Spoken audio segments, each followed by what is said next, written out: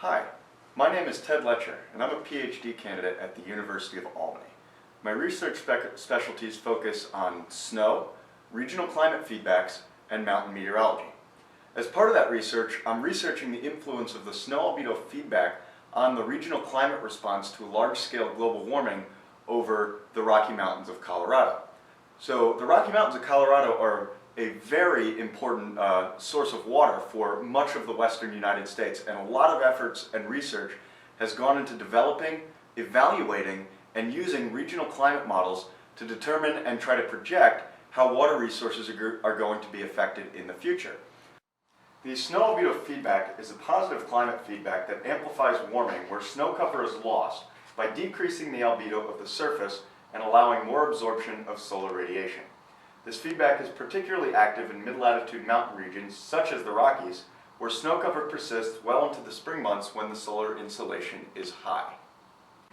To lay out how the snow albedo feedback can influence precipitation on the Great Plains, let's head on over to the whiteboard.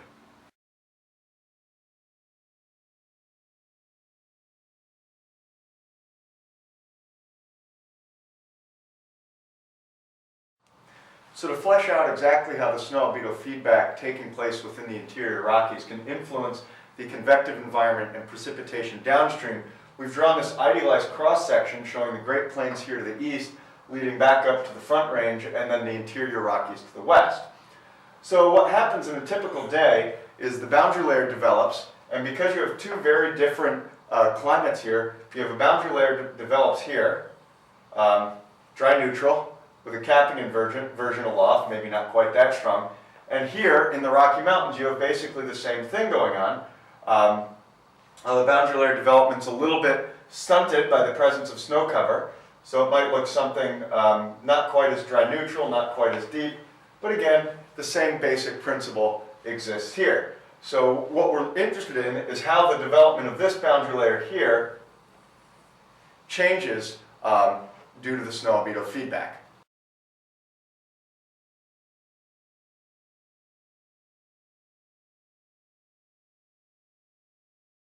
So now that we've warmed the climate, the snow line has retreated from where it was, further up in elevation, and now the interior Rocky Mountains are no longer snow covered. Through the snow albedo feedback, this increases the amount of warming here at the surface, which leads to a deeper, more vigorous boundary layer. Now how does that affect the downstream environment? Well, if you remember here, our elevated residual layer left over from the snow-covered Rockies. Now, what we've essentially done is we've changed the characteristics of this layer. So if we look at it now, we have a warmer temperature here. So I'll draw that line. And then we've also increased the lapse rates and deepened the layer. So this changes the convective environment here in two ways. It increases the lid strength, or the capping inversion, which inhibits convection earlier in the day, but it's also increased the mid-level instability, or the overall amount of CAPE available for convection to realize. To illustrate this, here are a pair of soundings that show a weak elevated mixed layer and a strong elevated mixed layer to indicate how the snow albedo feedback may influence the temperature profile downstream over the Great Plains. To tackle this research question, I propose working with a hierarchy of regional climate models centered on the Rocky Mountains and the Great Plains. This hierarchy will range from advanced, high-resolution, multi-year regional climate experiments complete with full atmospheric physics and coupling with realistic land surface models, all the way down to super high-resolution case study experiments. In performing all of these simulations, we will better understand how regional climate sensitivity varies according to, for example, choice of land surface model.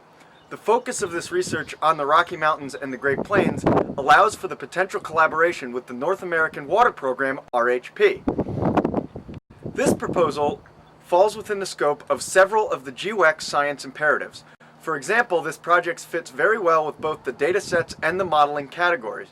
By running multi-year high-resolution climate simulations, new model datasets are generated and opportunities for model evaluation against satellite and in-situ ground observational datasets are opened up. For example, these simulations can be compared to high-resolution satellite datasets to evaluate snow cover parameterizations for various land surface models.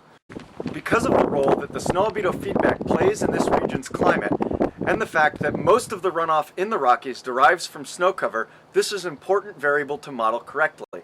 Thus, developing new opportunities to improve snow cover in regional models is critical to the GEWEX objectives.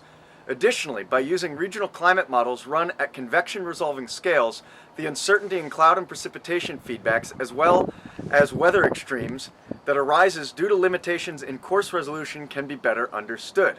Through this approach, regional trends and extreme weather events can be attributed to specific climate processes.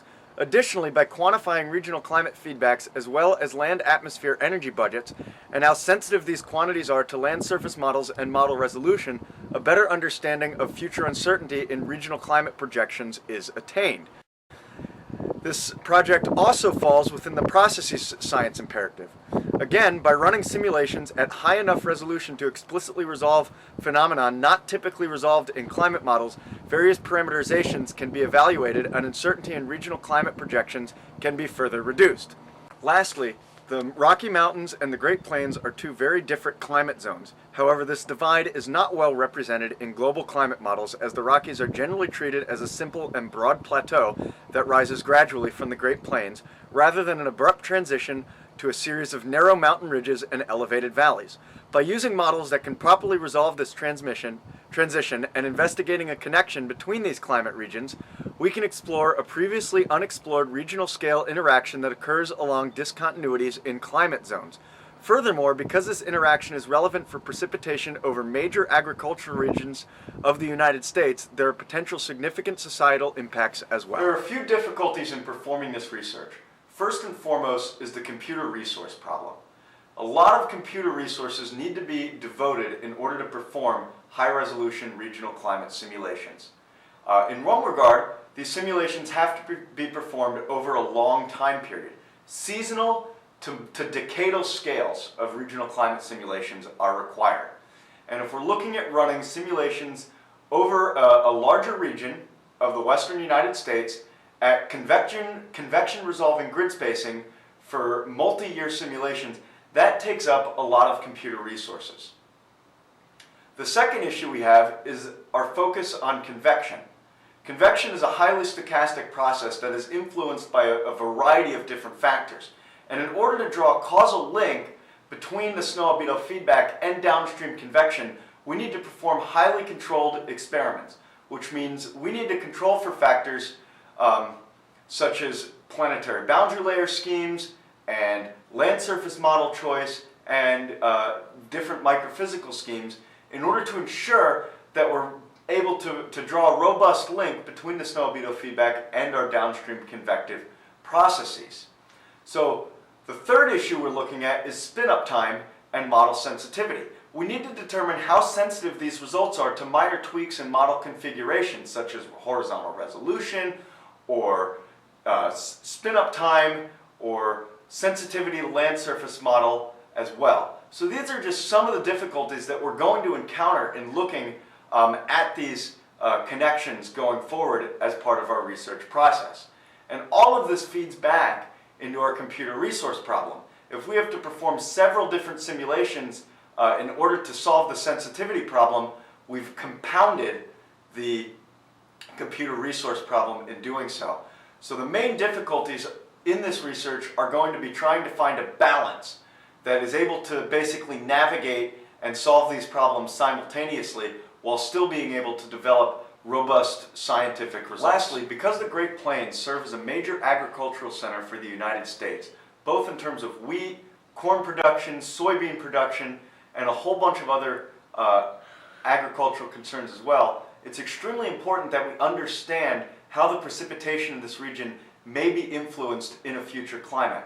And better understanding the processes involved in changing downstream precipitation patterns will help us going forward into the future in terms of policy decisions and determining how exactly we can better prepare for the future climate and mitigate any issues that come up as a result.